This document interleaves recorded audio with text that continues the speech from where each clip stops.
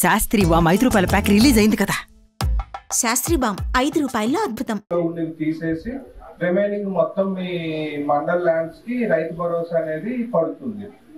అదేవిధంగా రేషన్ కార్డులు కూడా ఇప్పుడు కొన్ని రేషన్ కార్డులు ఏవైతే వెరిఫికేషన్ అయ్యాయో, ఈ రోజు అప్రూవల్ అయ్యాయో, సో అవి కాకుండా మీ గ్రామంలో ఎవరైనా రేషన్ కార్డులు లేవు, ఇంకా మాకు రాలేదు, కొత్తగా మెంబర్ని యాడ్ చేసుకోవాలి, లేదు మా ఫాదర్ ఫ్యామిలీలో మేము ఉన్నాము మెంబర్స్ గా, మాకు కొత్త రేషన్ కార్డు అంటే స్ప్లిట్ చేసి ఇవ్వాలి. ఆల్రెడీ మీరు మీ పేరెంట్స్ తల్లిదండ్రుల రేషన్ కార్డులో ఉన్నా కూడా కొత్తగా మ్యారేజ్ అయింది, కొత్తగా కార్డు కావాలన్నా కూడా అప్లై చేసుకోవచ్చు. సో ఇప్పుడు మనకి ఏదైతే ఈ గ్రామ సభ జరుగుతుందో, ఈ గ్రామ సభలో ఇప్పుడు అప్లికేషన్స్ తీసుకుంటారు.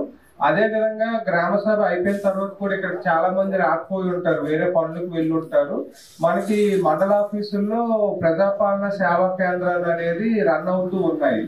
సో మీరు 26వ తేదీ తర్వాత ఎప్పుడైనా కూడా అక్కడికి వెళ్ళి కూడా మీరు అప్లికేషన్ ఇవ్వచ్చు. అంటే ఏదో ఈ రోజు అప్లికేషన్ ఇవ్వాలి, ఈ రోజు అప్లికేషన్ ఇవ్వకపోతే మళ్ళీ తర్వాత మాకు రాదు అనే ఉద్దేశం లేదు.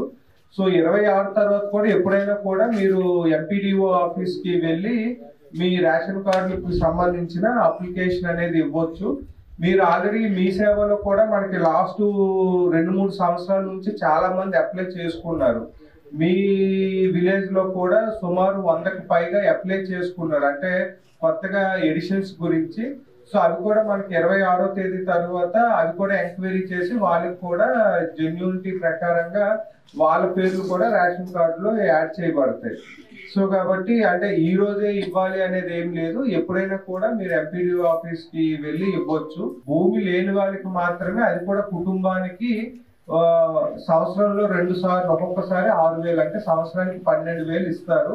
సో మనకి దాంట్లో భూమి లేని వ్యవసాయ కూలీలు అన్నారు కాబట్టి ఎన్ఆర్ఈజీఎస్ కార్డ్స్ అందరికి ఆల్మోస్ట్ ఉంటాయి ఫ్యామిలీస్ కి. సో ఎన్ఆర్ఈజీఎస్ కార్డు ఉండి 20 రోజులు పనిచేసి ఎవరైతే మనకి భూమి లేదో వాళ్ళందరికి కూడా 6,000 చొప్పున సంవత్సరానికి 2 సార్లు మనకి అది రిపబ్లిక్ డే నుంచి స్టార్ట్ చేయడం జరుగుతుంది.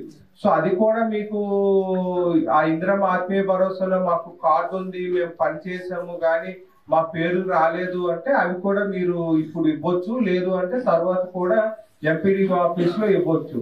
సో ఇప్పుడు మనకి గ్రామ సభ ముఖ్య ఉద్దేశం ఏమంటే, ఏవైతే ఇప్పుడు మా దగ్గర ప్రిలిమినరీగా డేటా ఉందో సో దాని ప్రకారంగా మీ ముందు ఉంచాము. సో వీళ్ళకి ఎలిజిబుల్ కాబట్టి వీళ్ళకి వస్తుంది, బట్ ఎవరైనా మిస్ అయినా కూడా వాళ్ళు కూడా అప్లై చేసుకోండి. సో తర్వాత కూడా మీరు మండల ఆఫీసులో అప్లై చేసుకోవచ్చు. సో దట్ ఇది కంటిన్యూస్ ప్రాసెస్ కాబట్టి వీళ్ళకి అప్రూవ్ అయింది, తర్వాత వాళ్ళకి కూడా అప్రూవ్ అవుతుంది. సో అంతేగాని అంటే ఈసారి రాలేదు మాకు తర్వాత ఇంకెప్పుడు రాదు అనేది అపోహలేం అవసరం లేదు. సో అదేవిధంగా మనకి ఏవైతే డాక్యుమెంట్స్ మినిమం రిక్వైర్మెంట్ ఉంటాయో ఆ డాక్యుమెంట్స్ తో సహా అప్లై చేసుకోండి మండల ఆఫీసుల్లో.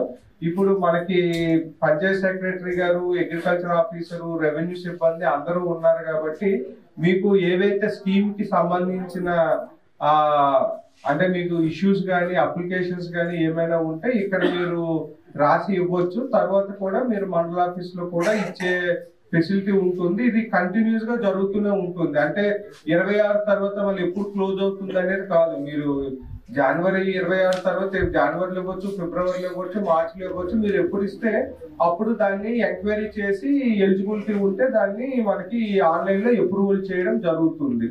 సో కాబట్టి ఈ రోజు గ్రామ సభకు రాకపోయినా మీ విలేజ్ లో ఎలిజిబుల్ వాళ్ళు ఎవరైనా మిస్ అయినా కూడా వాళ్ళకి కూడా ఇన్ఫర్మేషన్ ఇవ్వండి, వాళ్ళు కూడా అప్లై చేసుకోమని చెప్పండి. మరిన్ని వీడియోస్ కోసం ఛానల్ ని సబ్స్క్రైబ్ చేయండి. లేటెస్ట్ అప్డేట్స్ కోసం వాట్సాప్ ఛానల్ ని ఫాలో అవ్వండి. ఆ లింక్ డిస్క్రిప్షన్ లో ఉంది.